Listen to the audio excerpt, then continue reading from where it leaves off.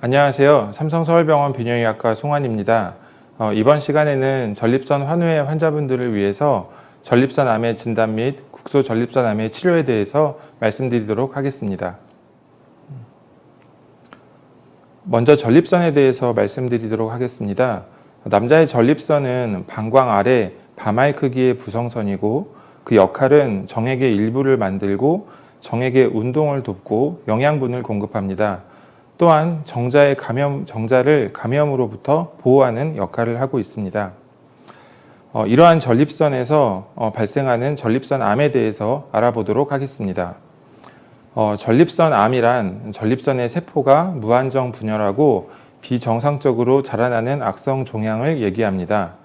전립선은 혈관이 굉장히 발달되어 있기 때문에 이러한 혈관과 임파선을 통해서 다른 장기로의 전이가 굉장히 활발하게 일어납니다. 일반적으로 전립선암은 서서히 자라는 병이기 때문에 진행이 될 때까지 증상이 없는 경우가 대부분입니다.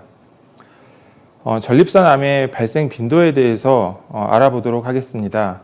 2018년도에 보고된 국중앙암등록본부에서 확인된 발표에 의하면 전립선암은 2018년도에 7번째로 많은 빈도로 우리나라에서 발생하는 그런 암입니다. 남자에만 국한을 하였을 경우에는 남성에서 4번째로 많이 발생하는 암이고 그 빈도는 11.5%를 차지하고 있습니다. 대부분의 암들이 고령의 환자들에서 발생을 하기 때문에 65세 이상으로 한정이 되었을 때에는 전립선암은 남녀 전체에서 9.8%, 네 번째로 가장 많이 발생하는 암입니다. 하지만 남성의 경우로 국한이 되어 있을 경우에는 16%, 두 번째로 가장 많은 빈도로 발생하는 암이 되겠습니다. 이처럼 전립선암은 굉장히 빈도가 증가하고 있는데 특히 북미나 서구 유럽의 경우에는 가장 흔하게 발생하는 암이 되고 미국의 경우에는 사망 원인 중에 폐암에 이어서 2위를 차지하고 있습니다. 앞서 말씀드린 대로 국내 남성암 중에서는 4위에 해당이 되고 있고 점차 서구화, 고령화되는 상황을 고려하였을 때 국내 전립선암은 더욱더 증가할 것으로 예상이 됩니다. 암 발생률의 국제 비교를 보았을 때 한국과 일본에서는 비슷한 양상의 빈도를 보이고 있습니다. 하지만 미국과 영국의 경우에는 현재 상황보다 1.5배 정도 더 많은 빈도를 보이고 있어서 앞으로 전립선암은 더욱더 많이 증가할 것으로 예상이 됩니다. 이 전립선암의 5년 상대 생존율 추이를 보았을 때 약 15년 전에는 전립선암의 5년 생존율이 한 59.2% 정도 되었습니다. 하지만 저희가 전립선암을 조기에 발견하기 위한 노력을 많이 기울였고 또 새로운 약제들이 많이 등장함에 따라 2014년에서 18년까지 5년의 상대 생존율은 94.4%까지 증가하였습니다.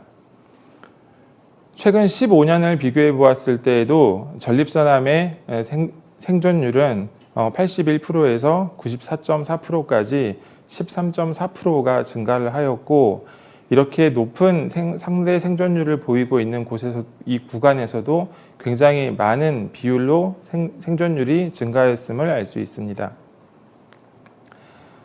전립선암의 요약 병기별 5년 상대 생존율을 보았을 때 국한되어 있는 암이나 국소 전립선암인 경우에는 거의 5년 상대 생존율이 100%에 이르지만 원격 전이가 있는 경우에는 50%에 미치지 못하는 44.9%로 보고가 되고 있습니다.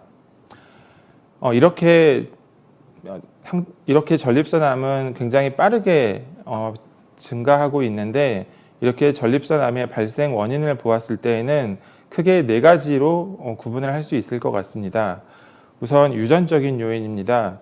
10%에서는 전립선암이 유전적인 성향을 가지고 있고 특히 이렇게 직계 가족에서 전립선암이 확인되었을 경우에는 전립선암의 발생 빈도가 굉장히 증가하게 됩니다. 그리고 나이가 증가함에 따라서 전립선암은 굉장히 빠르게 증가를 하고 있는데요. 미국의 경우에는 60세에서 79세인 환자들의 60세에서 79세인 분들의 약 8명 중에 1명꼴로 전립선암이 확인되고 있습니다. 인종에서는 흑인이 가장 흔하게 전립선암이 발생하는 것으로 확인되고 있고, 환경적인 요인으로도 고지방 음식을 많이 섭취할 때 상대적으로 전립선암이 많이 발생하는 것으로 보고되고 있습니다. 이렇게 전립선암은 초기에는 증상이 많이 없습니다. 무증상인 경우가 대부분이고, 암이 진행되면 배뇨 증상과 전이에 의한 증상들이 발생하게 됩니다. 배뇨에 의한 증상들은 일반적으로 전립선 비대와 혼동되는 경우가 많습니다. 소변 줄기가 가늘어지거나 잔뇨감이 있고, 또는 소변을 자주 보게 되거나 소변을 급하게 보는 경우가 있습니다. 간혹 사정을 할 때 통증이 동반되거나 피가 섞여 나오는 경우가 있습니다. 전이에 의한 증상들은 주로 임파선, 뼈, 폐로 전이되는 경우가 많고, 요관이 막히거나 그래서 수신증이 발생했을 때에는 옆구리 통증이 생기거나 또는 뼈의 통증, 그리고 척추로의 전이가 됐을 때에는 허리의 통증이나 하지 근력이 약화되거나 저리는 증상이 생길 수 있습니다. 이런 전립선암을 진단하기 위해서는 몇 가지 단계가 필요합니다. 일단 기본적인 선별 검사로 전립선 특이항원이라는 것을 검사하는 PSA, 그리고 직장 수지 검사, 경직장 초음파 검사가 있고, 전립선암이 의심될 경우에 이를 확진하는 전립선 조직 검사가 있습니다. 전립선암이 확인된 경우에는 다른 곳으로의 전이 여부를 확인하기 위해서 자기공명 영상, 뼈 스캔 검사, CT를 시행하게 됩니다. 일단 가장 기본적인 전립선 특이항원 PSA에 대해서 알아보도록 하겠습니다. 전립선 암을 진단하고 그 치료 후에 예후를 확인하는 가장 중요한 지표입니다. 전립선 특이항원 검사는 50세부터 시작하는 것을 권하고 있지만, 전립선 특이항원이 상승했다고 모두 전립선 암을 생각할 수는 없습니다.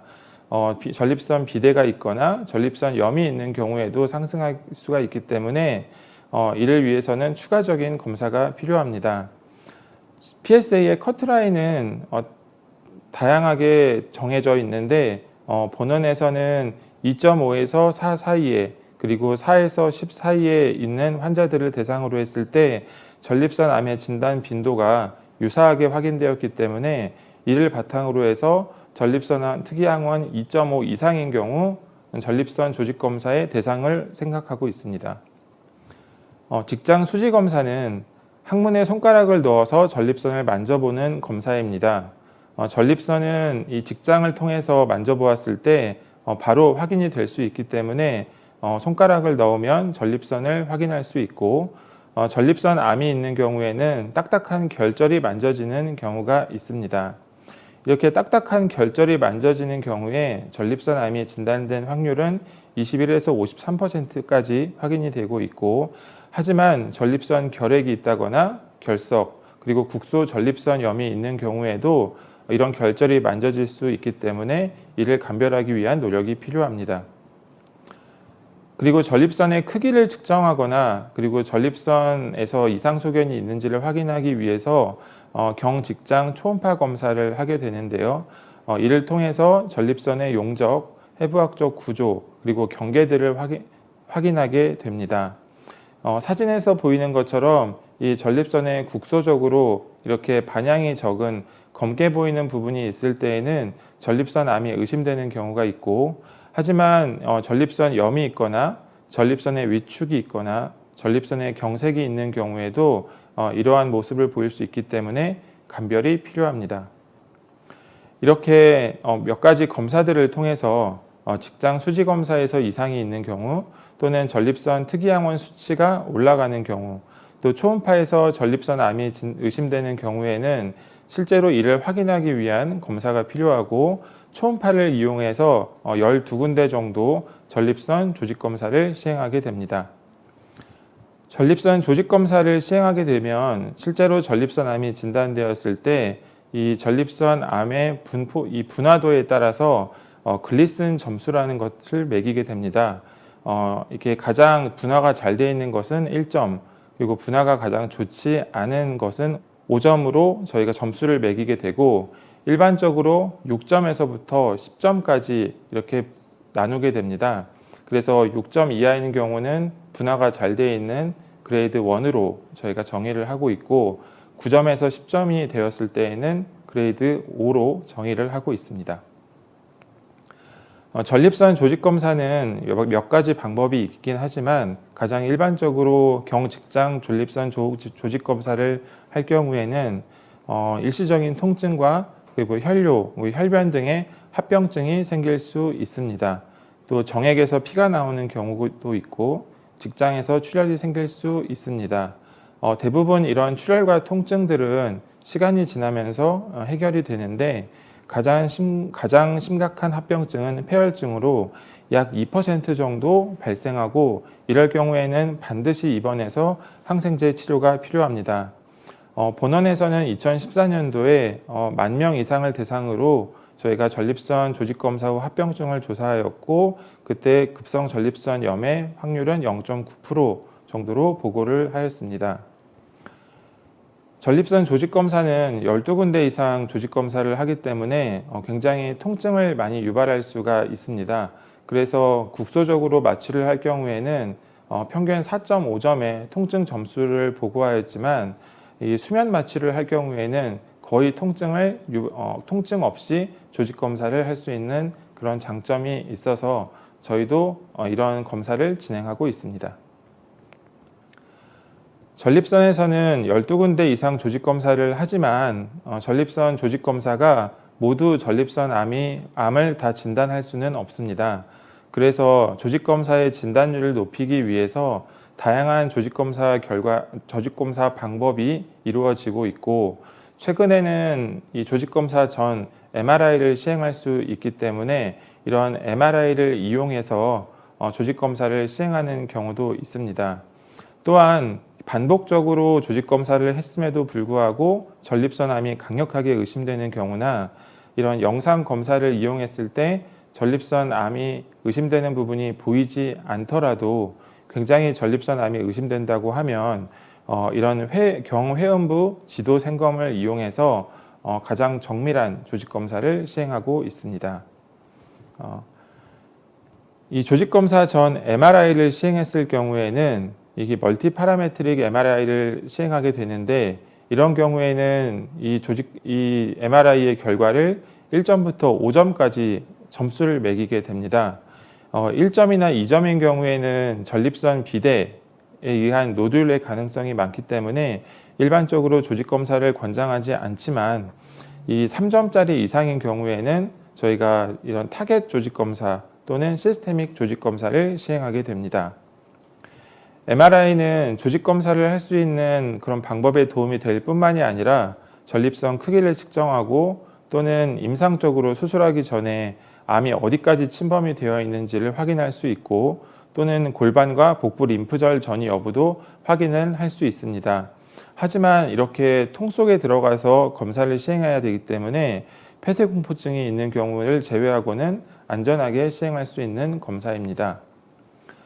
전립선암은 뼈로 가장 많이 전이가 되기 때문에 이런 뼈 전이를 진단할 수 있는 가장 좋은 진단 방법으로 뼈 스캔 검사를 수술 전 시행하고 있습니다. 전립선암의 병기는 1기부터 4기까지 굉장히 다양하게 보고가 되고 있는데요.